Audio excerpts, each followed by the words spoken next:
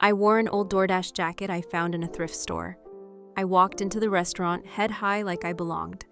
Then I stole someone's food because I hadn't eaten in 2 days. And the worst part, I'm not even ashamed. I never thought I'd be the kind of person who steals.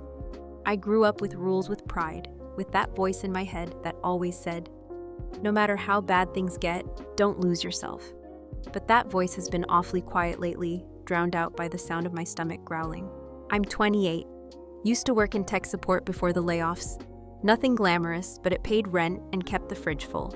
Then came the company merger, a round of budget cuts, and suddenly I was unemployed. 2 weeks later, my landlord raised the rent. A month after that, I was selling my furniture on Facebook Marketplace just to keep the lights on. Unemployment ran out fast, savings gone in a blink. I applied everywhere from grocery stores to gas stations. We'll get back to you, they said. Spoiler alert. They didn't. Pride is a funny thing. At first, I told myself I was just between jobs. I'd skip meals, tell friends I was doing intermittent fasting. I laughed about it, cheaper than a gym membership. I even went to interviews hungry, hoping my empty stomach wouldn't growl too loud. But hunger has a way of peeling back your personality, until all that's left is instinct. One afternoon, after being turned down for a warehouse job, I was sure I had in the bag I passed a Five Guys. I stood outside for 10 minutes, just breathing in the smell of grilled meat and salt. I had $3.78 in my bank account, not even enough for fries. And that's when I remembered the jacket. Months ago, I found a red Doordash windbreaker at Goodwill, $2. I thought it was funny, took a photo in the mirror like, guess I work for the streets now. Threw it in the closet and forgot about it. Until that day. I went home, put it on, and stared at myself in the mirror. I looked legitimate, like a real delivery driver. One of those people you barely notice walking into restaurants, grabbing bags, disappearing out the door. I didn't plan it, I swear I didn't. But the idea crept in slow and quiet. What if I walked in, grabbed a bag with someone else's name on it, and left no confrontation, no weapon, just confidence, just desperation? And so I did it. The first time I did it, I thought I'd throw up. My heart was pounding like I'd just sprinted a mile. I walked into a Chipotle, glanced at the shelves where pickup orders were lined up like low-hanging fruit, and said out loud to myself, just look natural. There was a bag labeled Kayla. I became Kayla. I grabbed the bag and walked out with as much casual confidence as I could fake. No one stopped me. No one even looked up. 30 seconds later, I was in my car, hands shaking, unwrapping a burrito like it was sacred. And then I cried. Not out of guilt, but out of sheer animal relief. It was the first hot meal I'd had in almost 3 days. The rice, the beans, the steak. It all tasted so alive it made my eyes water. I ate the whole thing sitting in my car, with the windows rolled down, tears dripping onto the foil wrapper. After that, the line got blurrier.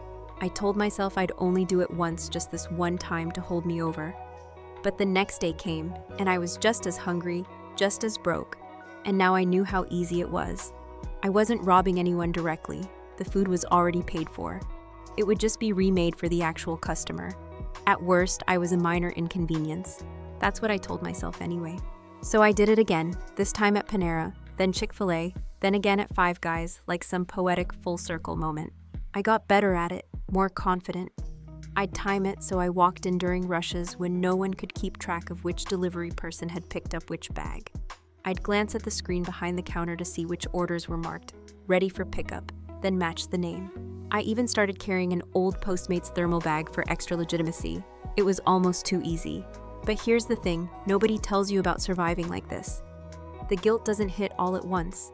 It sneaks in later when you're lying in bed and you think, some poor college student probably had to wait another 40 minutes for their food tonight. Or when you picture a single mom getting a refund while trying to calm her crying kid. And then I'd hate myself, but not enough to stop. Because when you're that hungry, morality feels like a luxury. It's something full people talk about over dinner while pushing plates around with forks. It's not for someone counting pennies at a vending machine, praying the machine doesn't reject your crumpled dollar. Some nights I'd tell myself I was going to stop. I'd apply for 5 more jobs and promise if I get an interview, I won't steal again. But the interviews never came. One time, I almost got caught. I walked into a sushi place, grabbed a bag, and the girl behind the counter called out, "Hey, are you with Uber Eats or Doordash?" I froze. My brain blanked. Doordash? She squinted at her tablet. That one's for Uber. I panicked. I nodded like I'd made a mistake and put the bag back, laughed awkwardly. I always mix them up. Sorry. I walked out fast, heart slamming in my chest. Didn't eat that night.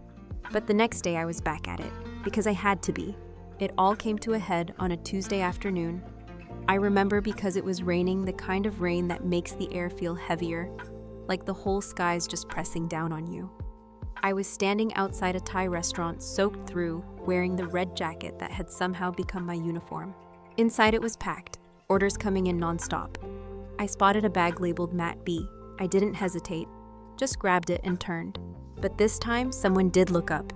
A manager, young guy, maybe mid-20s, called out, "Hey, which platform you with?" I turned slowly. "Doordash," I said, calm on the outside, screaming on the inside. He frowned. Matt B's order was already picked up. Like 10 minutes ago. My stomach dropped. I blinked, caught in that half second between fight and flight. They told me it was missing, so I was resent. It was a weak lie. He wasn't buying it. "Hold on," he said. He started checking the screen. I didn't wait. I put the bag down slowly, turned, and walked out, as if I just realized I left something in my car. Then I ran, full sprint through the rain like some cartoon criminal. I didn't go back to my car. I cut through the alley, heart-pounding shoes, soaked, vision blurry. I ducked into a bus stop and sat there for 15 minutes, dripping and shivering, wondering if this was the day it all collapsed. No one followed me, no cops, no scene. But something inside me cracked.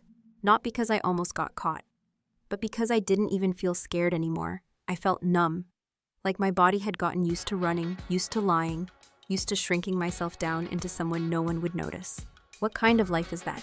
That night I went home to my studio apartment, if you could call it that, and sat on the floor with a can of soup I'd gotten from a community pantry. I stared at the jacket crumpled on the couch, this ridiculous red symbol of how far I'd fallen. I didn't feel sorry for myself, not really. I felt invisible. There was no one to call, no safety net. My parents had passed years ago.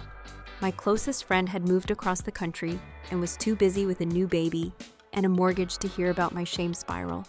I couldn't tell her, "Hey, I'm stealing food in fake delivery uniforms now. How's your toddler?" I opened Reddit that night, typed out everything. I don't know what I expected. Judgment maybe, or pity, or nothing. But instead people responded. A few angry types, sure. But more than that, empathy. One person wrote, "I used to do this too. You're not alone." Another said, "You're surviving. That's not the same as stealing." It wasn't redemption, but it was something. Proof that even in my lowest, messiest form, someone saw me. And that meant more than I thought it would. I haven't pulled a fake pickup since that night.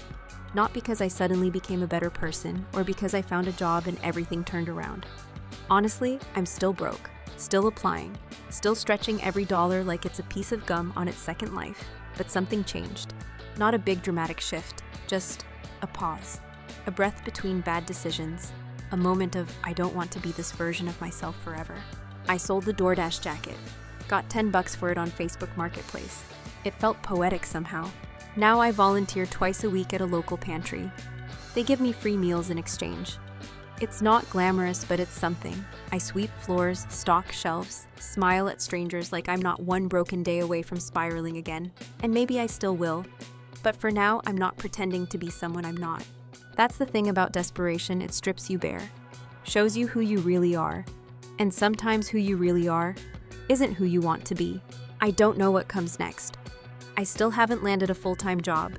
My fridge still looks like a before photo in a food drive commercial, but I'm not stealing anymore. Not food, not orders, and not hope either. That's mine now. So if you're watching this and you've ever found yourself doing things you swore you never would, just to make it to the next day, I see you. I was you.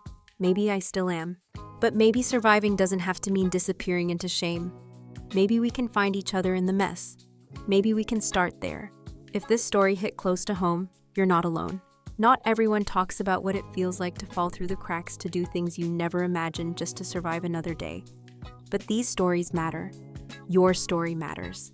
If you've ever been there, if you've ever had to choose between shame and survival, drop a comment below. Let's talk about it. Let's take the shame out of the silence. And if you want more raw, honest stories like this, real people, real struggles, no sugarcoating, go ahead and subscribe and hit that notification bell so you never miss the next one. because sometimes the hardest truths are the ones most worth sharing.